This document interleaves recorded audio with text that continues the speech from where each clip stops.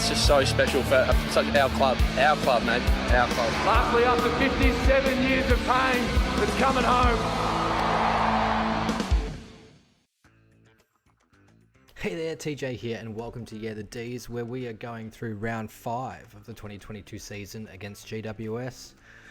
Another great game from the D's. That's 12 in a row, 5 in a row for this year. Absolutely loving it. Wish I could have gotten to the game, but unfortunately I was in Sydney for some work, so I missed it.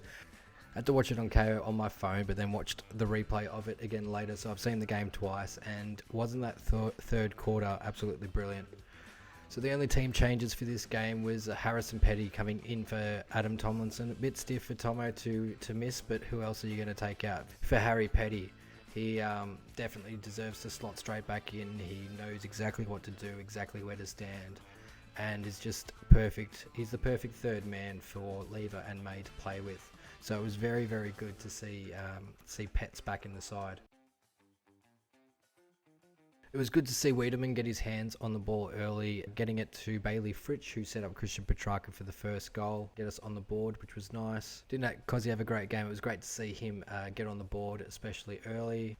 Don't actually understand why people were booing Jesse Hogan at this game. Like, we happily traded him, then we got Stephen May out of him, and what a flag. So why boo a bloke that has, personal issues and needed to be home with his family at that stage, and then got pushed out of Freo, like the poor guy. These fans, please don't boo Jesse Hogan. It's not worth it.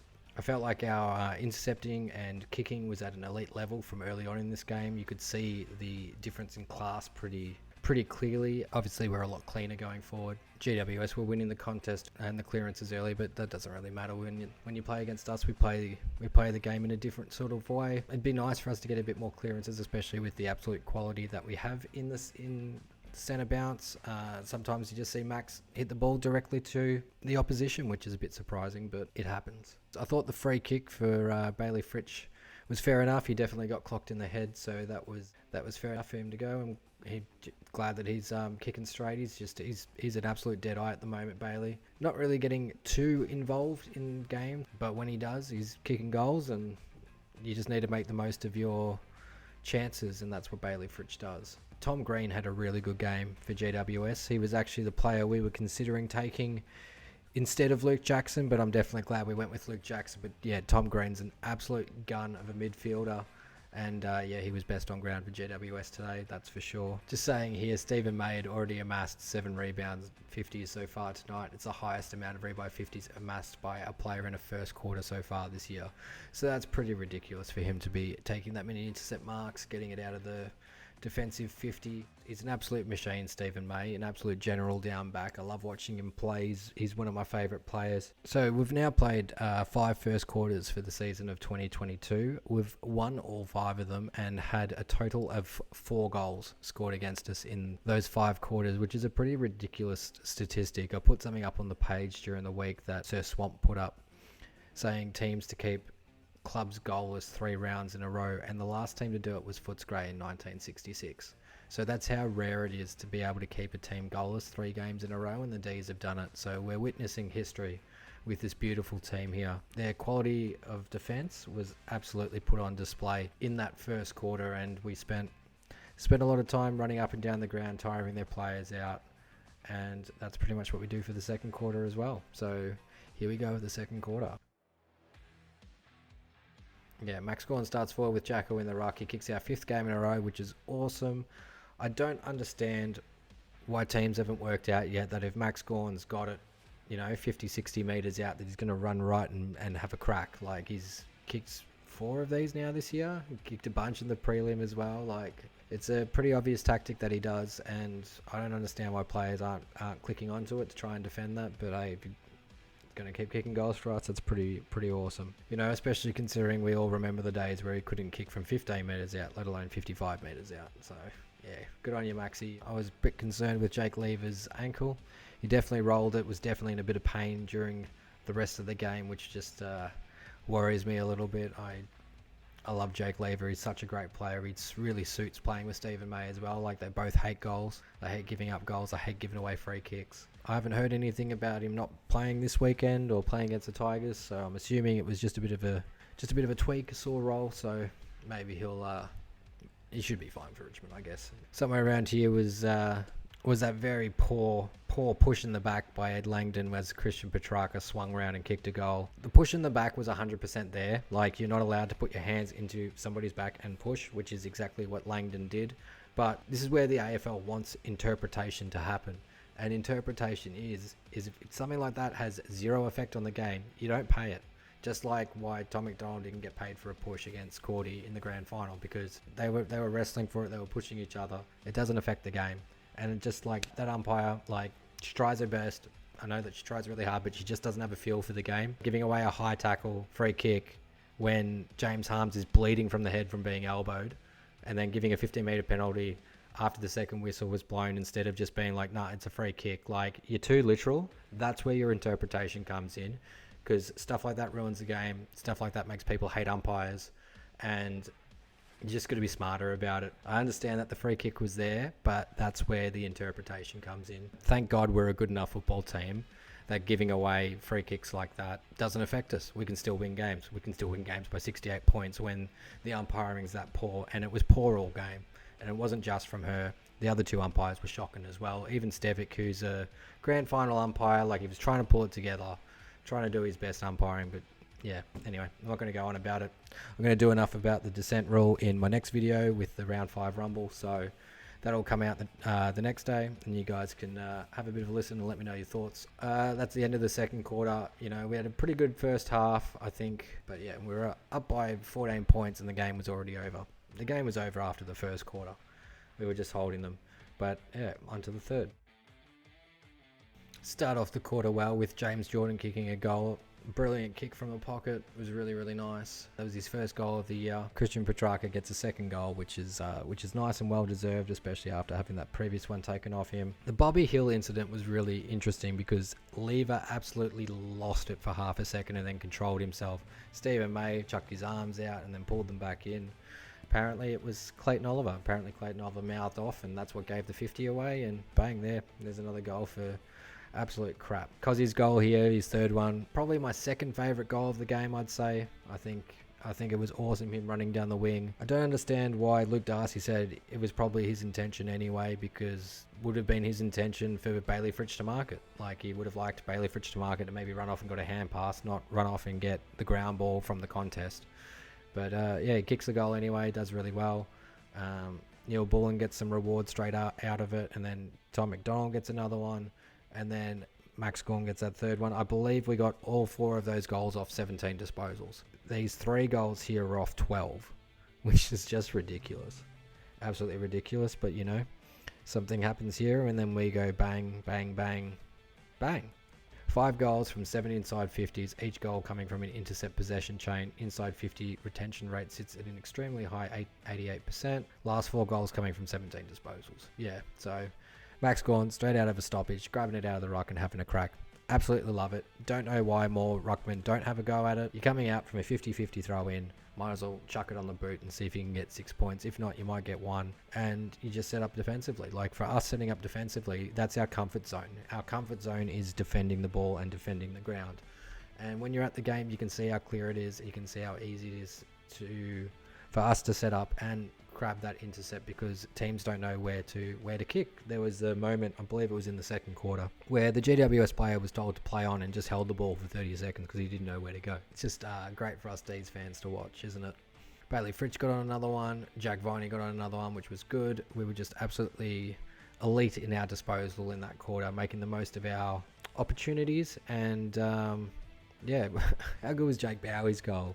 The intercept there, and it comes across to him. It looks like it was going to go down the other end, but no, he ended up with it. And as soon as he ended up with it, you knew he was kicking a goal. You knew it was coming off the boot and going straight through the big sticks, because Jake Bowey is clean. He's a clean machine. Yeah, you always know his kicks are going to be hitting targets. So that was some beautiful stuff, and I was very happy to see the Weed get a goal at the end there.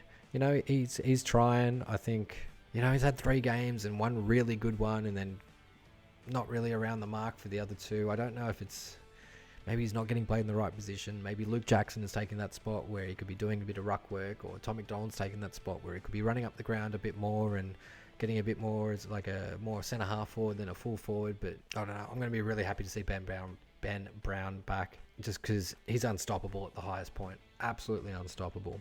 I think all Melbourne supporters feel the same thing about Weed. Like, we all want him to do well. Like, there's not one player on the list that you want to see succeed more than Sam Wiedemann.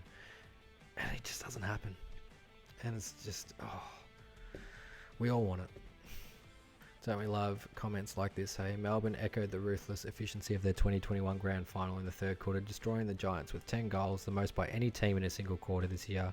They did this only from 112 disposals, a rate of 11.2 disposals per goal, almost 20 below our 2022 average of 30.1 disposals per goal. That is just ludicrous, like ridiculous numbers, absolutely.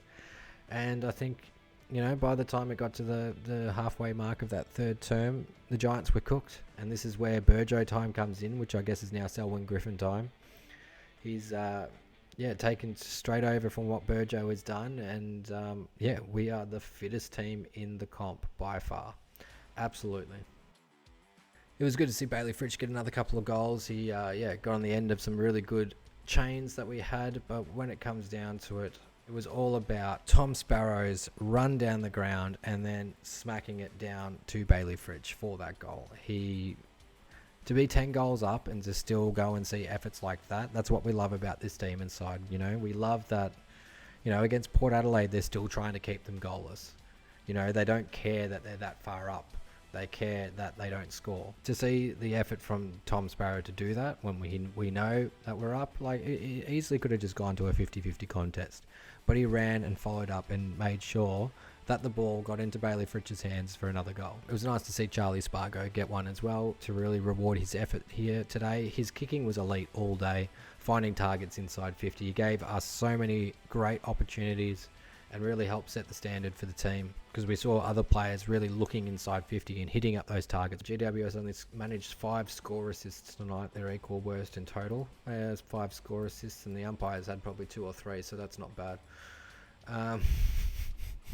Just kidding. But yeah, it was a ruthless game, and that's what we've wanted to see. We've wanted to see the D's absolutely smash aside, and we got it. We got it in one quarter. We're third quarter specialists, and yeah, killed it. Loved it. How good's that? How good's footy? We'll have a quick look through the player stats here. Bailey Fritsch with 4 goals, Cozzy with 3, Max Gorman, Petrarca with 2, and then Bowey, Luke Jackson, James Jordan, Tom McDonald, Alex Neil-Bullen, Spargo, Viney and Wiedemann all with 1 each.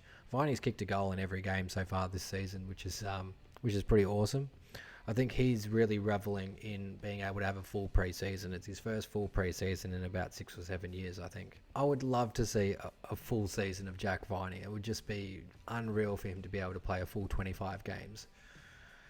And because he's just the best, and he's just in and under. He does all the hard stuff. Like, I just love it. Clayton Oliver and Christian Petrarca were back at their best. You know, 31 and 30 disposals equally. Viney had 27. Ed Langdon just doing his thing down the wing, 25 disposals. Stephen May proving he's the best backman in the comp once again. 24 disposals, 447 metres gained, very nice. Harmsy's looking real good at the moment, isn't he? He's just doing some real nice things, getting involved in the right times and also niggling the opposition's best players when he plays on them. Brayshaw, Spargo, Bowey, all amazing games. James Jordan, awesome. I think Trent Rivers is playing very well when it's quite obvious he's still carrying a bit of a niggle in his knee. Tom Sparrow making nice cameos. Alex Neil-Bullen always running in the right spots. I think Jaden Hunt looked a bit better this week, a bit cleaner with his disposal. Tom McDonald did all right, but I think he did more than Sam to keep his spot, because Ben Brown's definitely coming back next week, you would say. Cozzy only had the 10 disposals, but getting 3 goals, 1 from 10 disposals is pretty ridiculous. His pressure around the ball was insane. So Christian Petrarca did the best with meters gained, 573 for the game. Yeah, Spargo 478. That actually surprised me a little bit. I thought it was a little less than that, but yeah, that just shows how good his kicking was. You know, 16 kicks, 6 handballs for the game. Oliver with 440, Gorman with 426, and Langdon with 416. Like, anything over 400 is pretty amazing. It's like really, really well done for a player. So that's some good stuff there.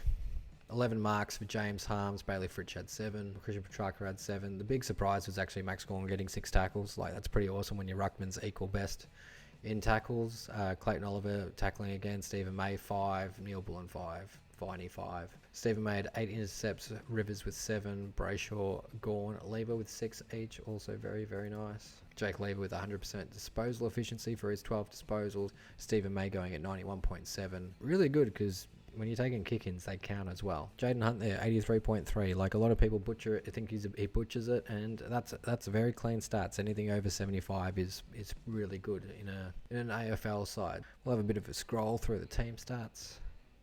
So yeah, pretty even on disposals, but obviously we were a lot more efficient going forward. Our disposal efficiency says it's at 78.3, but geez, we were absolutely killing them, especially in that third and fourth quarter. I think GWS's kicking efficiency back for that was around 30%, so that's what it averaged out to. But yeah, it looked very poor inside 50, very poor. But yeah, equal hit in hit outs. Yeah, they smashed us in clearances. They beat us a bit more in centre clearances. That's what happens when we are one down around the ground for stoppage clearances. That's where the big difference really happened there. Something I'm not too fussed about. We keep winning without it. And, once we add the clearance game in, or when we do have the ascendancy in the clearance, we kick goals. And so, yeah, we took a lot more marks, controlled the ball a lot more inside 50 and contested around the ground. We're a lot better, a lot cleaner, that is a very odd discrepancy there. 1%ers. Very odd. Oh well. Anyway, let's go on to the coaches' votes. So the coaches' votes were actually completely equal for, I think, maybe the first time I've ever seen it. It's not very often you get only 5 players in the coaches' votes, and it's because they voted exactly the same way. So Stephen May ended up with the perfect 10. Max Gawn had the perfect 8. Christian Petrarca with the perfect 6. Clayton Oliver with the perfect 4. And Charlie Spargo with 2. So, yeah, you can see that both coaches voted 5, 4, 3, 2, 1 for these 5 players. And that's what it came out with. So, let's go through my votes now. And I gave 1 vote to Keziah Pickett.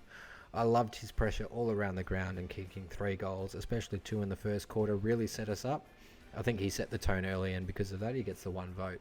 Gave 2 to Charlie Spargo. I think he played his best game for us this year, and I think, there's a lot of Charlie Spargo haters out there that don't really understand his role, or don't think he works hard enough or tackles hard enough and things like that. This game is the reason why he's in the side. So if you are wondering why, he actually does this every week, and you're just not noticing. He has games like this every week where he nails targets.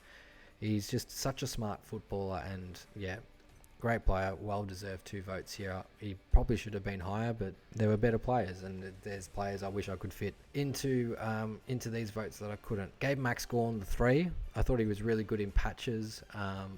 Really helped set the tone early as well with his 2 goals. They were pretty good. But I had to give 4 votes to Clayton Oliver. I think he was just back to his best, really driving us throughout the midfield. Which leads me on to giving 5 votes to Christian Petrarca. I think he had, 30 disposals, 2 goals, should have been 3. Christian Petrarca was just doing Christian Petrarca things. And whilst we've all become a bit used to it, it still deserves 5 votes here, I think. And then I gave 6 votes to Stephen May. That was one of the best defensive games I think I've seen. Nobody could get past him. There's a reason why he's one of the best defenders in the league, and yeah, I've given him the 6. So onto our leaderboard, and Christian Petrarca is the leader with 17 votes so far. Stephen May is just behind on 15, Clayton Oliver on 13, Ed Langdon on 11, and then the rest of the pack is there. So the amazing thing that I actually found out through Instagram, there's a guy, Vision on the Hill, that I follow, and he posted a stat saying that this was the 54th game in a row that nobody has kicked 100 points against us, which is quite an amazing stat, because the next closest is 10, and that's just absolutely unreal. That's 2020, so nobody since 2020 has kicked 100 points against us. So that's how much faith you got to have in this back line, is that, we haven't had a team kick 100 points against us. So as long as we can kick around that, we're going to win a lot of games, and it's going to be very, very easy. So I'll leave you with that stat. I thought it was quite amazing. Yeah, this team is creating records and creating history, and we're so lucky to be able to be here viewing it. So Hope you enjoyed this episode of Yeahthedees as I reviewed round 5 against GWS. Please let me know your thoughts in the comments below, and go the D's. Petrarca! Oh wow! How good is that? Sparrow to make it a 3-goal, 3-pointer dive. He's got it! Surely not another one. Handball to Oliver, streaming through. Bang! Bang, bang, bang! Melbourne are the Premiers for 2021! And it's just so special for our club, mate, our club. Lastly, after 57 years of pain, it's coming home.